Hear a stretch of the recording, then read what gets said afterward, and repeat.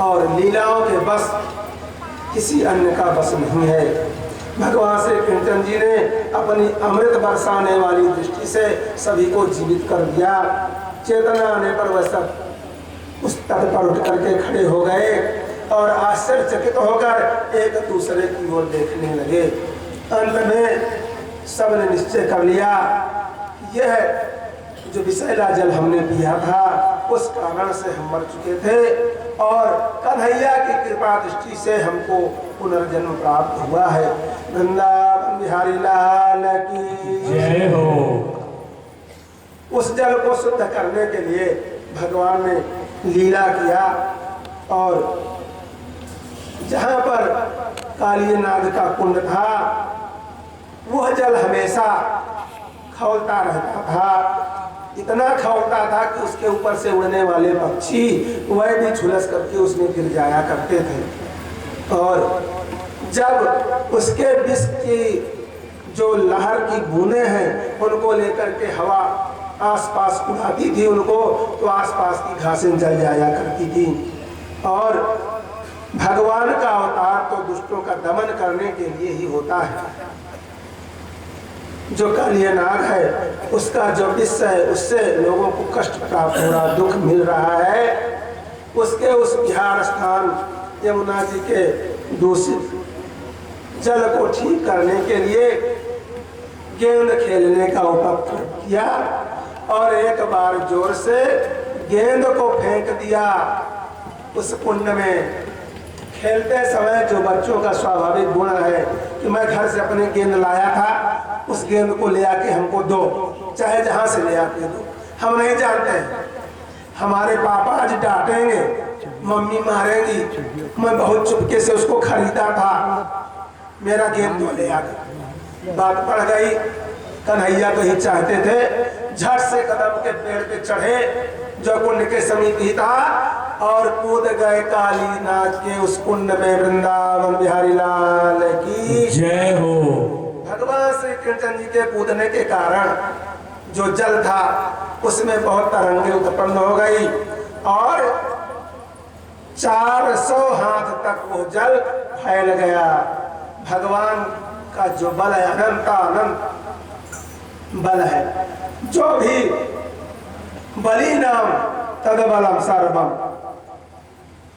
प्रहलाद जी ने जब कहा था हिरण्यकश्यप से बताया था कि महाराज संसार में किसी के कोई बल नहीं है, किसी के कोई बुद्धि नहीं है, न कोई बलवान है, न बुद्धिमान है, न धनवान है, फिर सब कुछ तो उन्हीं का है जिससे सब बलवान बुद्धिमान और धनवान है। भगवान की 6 वर्ष की जो अवस्था है उनके कूदने से उस काली दह में 400 कोस तक जल फैल रहा है। कोई आश्चर्य की बात नहीं है, साधारण कोई व्यक्ति नहीं है, परमात्मा है। और आज गजराज के समान उसी में भगवान कूदने लगे। इस प्रकार जल क्रीड़ा करने पर उनके भुजाओं की टक्कर से जोर जोर का शब्द होने लगा। जो आंख से ही सुनते हैं, जिनके कान नहीं होता है, ऐसे सर्पों में श्रेष्ठ वह कालीनाग सोचता है कि कौन इस मेरे निवास स्थान में आ गया है। किसी की हिम्मत नहीं पड़ती है। जब क्रोध के मारे फुंकारता हुआ निकलता है तो देखता है कि भगवान श्री कृष्ण जी महाराज एक सलोने सांवले बालक के रूप में उसके समान है, जिसका शरीर बहुत ही सुकुमार है।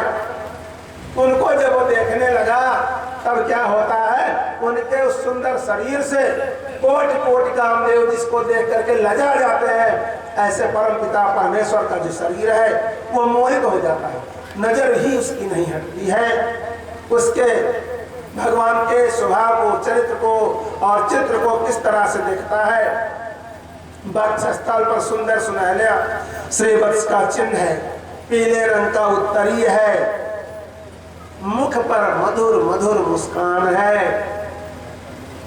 चरण इतने सुंदर और सुकुमार है मानो कमल की गद्दी हो।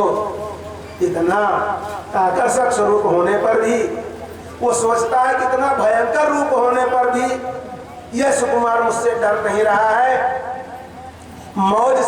विष वाले जल में वो खेल रहा है, तब उसने भगवान श्री कृष्ण जी के जो मर्म स्थान है जहाँ पर डसने से शीघ्र मृत्यु हो जाती है, अपने शरीर से उनको जकड़ लिया।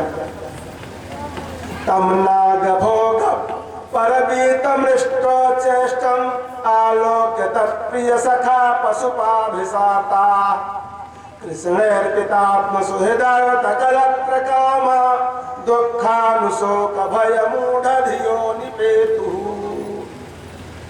ग्वाल बाल को इस दृश्य को देख करके ही किनारे पे ही मूर्छित हो गए, क्योंकि जिन्होंने अपना शरीर अपने सुहृद धन संपत्ति स्त्री पुत्र भोग कामनाएं सब कुछ उन्हीं को समर्पित कर रखा है, ऐसा उनके विषय में स्वाभाविक ही है। गाय बैल बछिया बछड़े सब दुख से टकराने लगे। देख रहे हैं, अथ ब्रजे महोदपातास त्रिविधा हित दारुणा उतपेतुर्भुवि दिव्यात् मन्यासन्न भय संसिनः। बड़े बड़े भयंकर उत्पात होने लगे। नंद बाबा यशोदा रोहिणी वहां भी भयानक उत्पात हो रहे हैं। कह रहे हैं कि भगवान श्री कृष्ण जी प्रेरणा से जब उत्पातों को लोगों ने देखा तो दौड़ पड़े इधर ही जहाँ पे भगवान श्री कृष्ण जी के आते हुए चरण चिन्ह बने थे, उन चरण चिन्हों को देखते हुए उधर ही दौड़ पड़ते हैं। सांप के शरीर से बंध जाना तो भगवान श्री कृष्ण जी महाराज की एक लीला थी।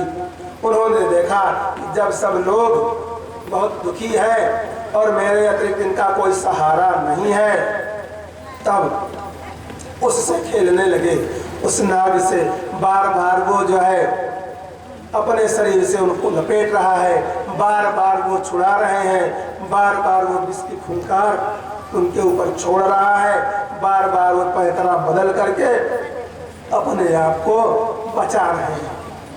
जब उसको खेलते खेलते एकदम पस्त कर दिया तो उछल करके उसके फणों पर सवार हो गए। वृंदावन हरि लाल की जय हो। तमुद्यत्यमवेक्षतदातदीय गंधर्व सिद्ध सुर चारण देव बद्ध्वः प्रेत्यामृदंग परमानक बाद गीता पुष्पोपहार नुत भी सहसोपसेदुः। जब देखा कि भगवान सत प्रसन्न उसके सिर पर फणों पर चढ़ करके बांसुरी बजाते हुए नृत्य कर रहे हैं, तो देवता अप्सराएं गंधर्व सब अनेकानेक प्रकार से जो है मृदंग ढोल नगारे बजा रहे हैं और भगवान के उस गाथा को गा रहे हैं। काली नाग के 101 सिर थे, जिस सिर को किसी के सामने वो झुकाता नहीं था। हम आप लोग की काली नाग की तरह है, किसी के सामने सिर कट जाए लेकिन झुके ना, और सिर झुकाने वाला हमेशा प्रसन्न स्वस्थ मस्त दस्त। और जो सिर नहीं झुकते हैं तो काली नाग की तरह ही झुकाए जाते हैं। वृंदावन बिहारी लाल की जय हो। क्योंकि ऊपर वाले ने तो सबकी जोड़ी बना करके भेजा है, चाहे हिरण्याक्ष रहा हो, चाहे हिरण्यकश्यप रहा हो, चाहे मानधाता रहे हो, चाहे जितने भी बड़े बड़े राजा रहे हो, ययाति रहे हो, नहुस रहे हो, कोई भी रहा हो, सबकी जोड़ी उन्होंने बनाया है। इन कथाओं को भगवान ने केवल इसलिए परीक्षित को सुनाया, कोई औचित्य नहीं था कि राजन इतने बड़े बड़े राजा हजारों दिव्य वर्षों तक राज्य करने वाले वो रह नहीं गए धरती पे, तो तुम्हारी बिसात ही क्या। 9 मस्कंद तक जब इन कथाओं को राजा परिचित सुन लिए तब उनको यह हुआ कि अब तो प्रभु के चरणों का ही एक आश्रय लेना चाहिए। तभी उन्होंने भगवान की लीलाओं को श्रवण करने की इच्छा व्यक्त की थी। आज काली नाग 101 सिर वाला, उसके सिर को भगवान ने कुचल दिया है, सिरों का दमन कर दिया है, उसकी जीवन शक्ति नष्ट हो गई है।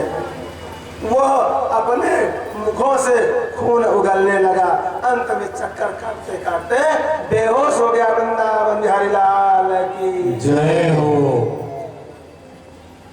कहीं कहीं पर भी जो पत्नियां होती हैं अपने पति की रक्षा करने में उनकी भूमिका होती है। यहाँ पर भी काली नाग की पत्नियां भगवान के सामने हाथ जोड़ करके खड़ी हो जाती हैं और कहती हैं न्यायो हि दंडः कृतकिल विशेषमी तवावतारः खल निग्रहाय। तवावतारः खल निग्रहाय। प्रभु आपका अवतार दुष्टों के दमन के लिए ही हुआ है, इसलिए रिपोसुता नाम पितुल्य दृष्टे धत्से दमम फल में वानुशंसन। देवता, मनुष्य, राक्षस, दैत्य सभी परमपिता परमेश्वर के ही संतान हैं। जैसे पिता अपने पुत्र को जब दंड देता है तो बाद में उसको दुख होता है, लेकिन वो उसके सुधार के लिए ही दंड देता है। संसार में कितने भी हितैषी भरे पड़े हो, लेकिन पिता से बढ़ करके कोई हितैषी नहीं होता। दो सलाह किसी अन्य से लो, दो व्यक्तियों से, और उसी सलाह को अगर आप अपने पिता से लेंगे तो निश्चित रूप से अगर वो सलाह सही नहीं है तो उसमें शोधन मार्जन होकर के सलाह आपको मिलेगी और आपका कल्याण होगा। वृंदावन बिहारी लाल की जय हो। कुछ लोग तो कहा करते हैं कि ये गुरु, ये पिता सही सलाह नहीं देते हैं, ये तो स्वयं ही कुमार्ग पे चल रहे हैं, तो मुझे सन्मार्ग कहाँ से दिखाएंगे। लेकिन संसार ही इसका उदाहरण है। अगर गुरु और पिता चाहे जैसा भी हो, उसकी बात पे आंख मूंद करके अगर आपने कुएं में छलांग लगा दी है तो वृंदावन बिहारी लाल की जय हो। आपका कल्याण होगा, कल्याण होगा, कल्याण होगा, और कुछ भी नहीं होगा। सामसदास भगवान की जय हो। जो पुत्र कहता है कि आपने मेरे लिए क्या किया है, अपने पिता से, अपने पुत्र से, वह पुत्र कहने लायक ही नहीं है, शिष्य कहने लायक ही नहीं है। वृंदावन